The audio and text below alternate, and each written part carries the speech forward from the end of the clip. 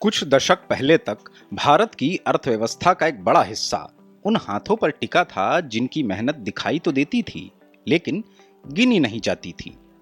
ये हाथ थे भारत की महिलाओं के, जो घरों में, खेतों में, छोटे पारिवारिक कामों में लगातार योगदान देती रहीं, मगर उनकी भूमिका अक्सर आंकड़ों और पहचान से दूर रही।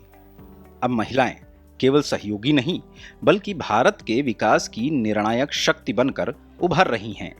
और यह बदलाव भारत के श्रम परिदृश्य को एक नई दिशा दे रहा है। आज भारत के कार्यबल की नई पहचान महिलाओं की बढ़ती भागीदारी से बन रही है। आवधिक श्रम बल सर्वेक्षण के अनुसार महिला श्रम बल भागीदारी दर 2017-18 के 23.3% से बढ़कर 2025 में लगभग 40% तक पहुंच गई है। इस वृद्धि में ग्रामीण भारत की भूमिका बेहद महत्वपूर्ण रही है, जहां महिलाएं अब केवल सहायक भूमिका तक सीमित नहीं हैं, बल्कि स्थायी और सक्रिय आर्थिक भागीदार के रूप में उभर रही हैं।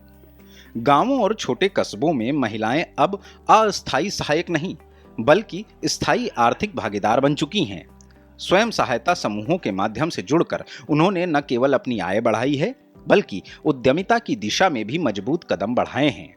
दीनदयाल अंत्योदय योजना, राष्ट्रीय ग्रामीण आजीविका मिशन के तहत 10 करोड़ से अधिक महिलाओं का जुड़ना इस बदलाव की व्यापकता को दर्शाता है। आज ये समूह सूक्ष्म उद्यमों के बड़े नेटवर्क में बदल चुके हैं, जहां महिलाएं उत्पादन से लेकर प्रबंधन और विपणन तक हर भूमिका निभा रही हैं। महिला सशक्तिकरण को नई ऊंचाई देने में लखपति दीदी जैसी योजनाएं भी महत्वपूर्ण साबित हो रही हैं। इनका उद्देश्य महिलाओं की आय को स्थिर बनाना और उन्हें सालाना 1 लाख रुपए से अधिक कमाने में सक्षम बनाना है। ऋण, कौशल और बाजार तक बेहतर पहुंचने महिलाओं को केवल काम करने वाली नहीं, बल्कि आत्मनिर्भर और आत्मविश्वासी उद्यमी बना दिया है। भारत का स्टार्टअप इकोसिस्टम भी इस बदलाव का सशक्त उदाहरण है। आज भारत दुनिया का तीसरा सबसे बड़ा स्टार्टअप हब बन चुका है, जहां 2.2 लाख से अधिक स्टार्टअप मिलकर 23.3 लाख से ज्यादा रोजगार सृजित कर रहे हैं।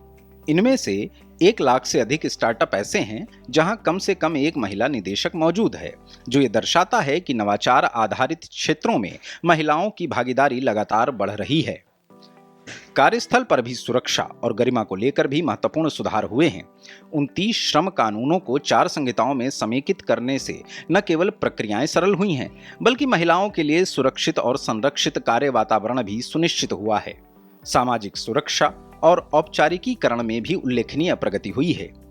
ई श्रम पोर्टल पर करोड़ों असंगठित श्रमिकों का पंजीकरण और सामाजिक सुरक्षा कवरेज का तेजी से बढ़ना यह सुनिश्चित कर रहा है कि महिलाओं को उनके अधिकार और लाभ समय पर मिल सकें। साथ ही कर्मचारी राज्य बीमा जैसी योजनाओं के विस्तार से स्वास्थ्य सेवाएं भी अधिक सुलभ और मजबूत हुई हैं। इसके साथ ही महिलाओं का नेतृत्व और प्रतिनिधित्व भी लगातार बढ़ रहा है। नारी शक्ति वंदन अधिनियम जैसे कदम महिलाओं को निर्णय लेने की प्रक्रिया में सशक्त बना रहे हैं, जिससे उनका प्रभाव केवल आर्थिक ही नहीं, बल्कि सामाजिक और राजनीतिक स्तर पर भी बढ़ रहा है। आज का भारत एक ऐसे मोड़ पर खड़ा है जहां महिलाएं केवल कार्यबल का हिस्सा नहीं हैं, बल्कि उसके केंद्र में हैं। उनकी मेहनत, उनका साहस और उनका नेतृत्व भारत के समावेशी और टिकाऊ विकास की दिशा तय कर रहा है। यह बदलाव सिर्फ आंकड़ों में नहीं, बल्कि हर उस कहानी में दिखता है जहां एक महिला अपने सपनों को साकार कर रही है और साथ ही एक नए भारत का निर्माण भी कर रही है।